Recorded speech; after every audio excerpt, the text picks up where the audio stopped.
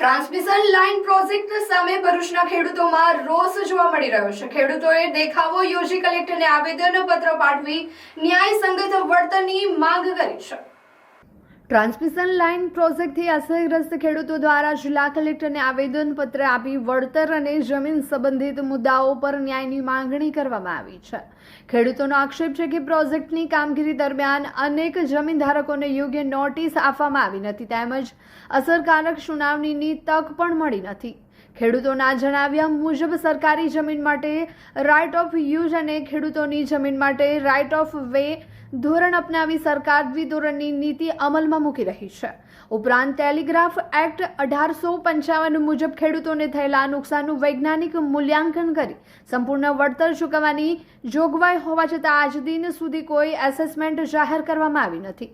આવેદનમાં ખેડૂતો દ્વારા પ્રશ્ન ઉઠાવવામાં આવ્યો છે કે ટાવર નિર્માણ, રાઇટ ઓફ યુઝ જમીનની ઉપયોગિતામાં ઘટાડો, ભવિષ્યના વિકાસ પર અસર, બજાર મૂલ્યોમાં ઘટાડો, સિંચાઈ વ્યવસ્થા તેમજ કૃષિ મશીનરીની અવરજવર જેવા મુદ્દાઓનું યોગ્ય મૂલ્યાંકન કરવામાં આવ્યું છે કે નહીં તેવી ખેડૂતોની માંગ છે। અને નવી વળતર નીતિ જાહેર ન થાય ત્યાં સુધી અસરગ્રસ્ત ખેડૂતોને પ્રતિ એકર રૂપિયા 2 કરોડ અથવા પ્રતિ મહિના રૂપિયા 50,000નું અંતરિમ વળતર ચૂકવવામાં આવે। ખેડૂત આગેવાનોએ ચેતવણી આપી છે કે જો ખેડૂતોને ન્યાયસંગત વળતર અને સમાન નીતિ નહીં મળે તો સમગ્ર ગુજરાતમાં આંદોલન વધુ ઉગ્ર બનાવવામાં આવશે। ખેડૂતને નોટિસ પહોંચવી જોઈએ, એમાં ઓછામાં ઓછા 2-3 દિવસનો એને તૈયારી કરવાનો સમય મળવો જોઈએ, નોટિસનો જવાબ આપવાનો। આ નોટિસ જ નથી પહોંચતી અને ડાયરેક્ટ હિયરિંગ થઈ જાય છે અને એનો ઓર્ડર થઈ જાય છે। જ્યારે ઓર્ડર ઘરે ખેડૂતના ઘરે પહોંચી જાય છે, એ ઓર્ડર પહોંચી જાય છે પણ ખેડૂતના ઘરે નોટિસ નથી પહોંચતી, એ મોટી સમસ્યા છે। એટલે અમને આમાં કંઈ ને કંઈ મોટું ષડયંત્ર હોય એવું લાગી રહેલું છે, જેથી અમે જિલ્લા કલેક્ટરશ્રીને રજૂઆત કરીએ છીએ કે ભાઈ તમારા દ્વારા જેટલા પણ આવા ઓર્ડર કરવામાં આવ્યા છે ખેડૂતને સાંભળ્યા વગર એ ઓર્ડરને રદ કરવામાં આવે અથવા એની ઉપર રિવ્યૂ કરીને ફરીથી યોગ્ય નિર્ણય લેવામાં આવે અને ખેડૂતને પોતાની રજૂઆત કરી યોગ્ય તક આપવામાં આવે।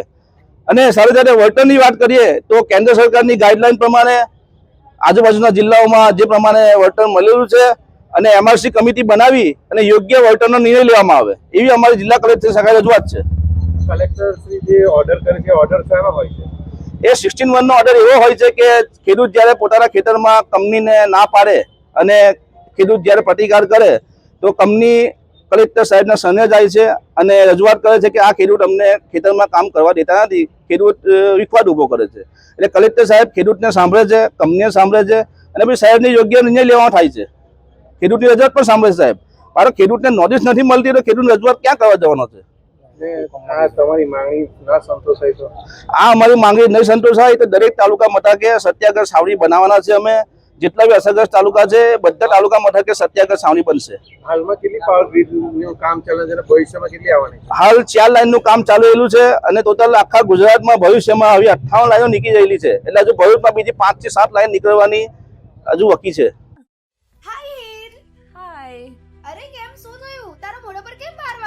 અરે જવા દે ને, કેટલી મહેનત કરીને મમ્મી માટે ડિનર સેટ લાવી અને મમ્મી કહે કે નકરું પ્લાસ્ટિક લઈને આવી છે, હવે એક્સચેન્જ કરાવીને સ્ટીલનું ડિનર સેટ લાવવા કહે છે। હા તો એમાં શું થયું, સ્ટીલનું લઈ આવો। અરે જવા દે ને, ક્યાંથી સ્ટીલનું લાવું? આજકાલ સ્ટીલના વાસણો ક્યાં સારા મળે છે, કાં તો એ કટાઈ જાય, ફાટી જાય કે છેલ્લે કઈ નહીં તો વળી જાય।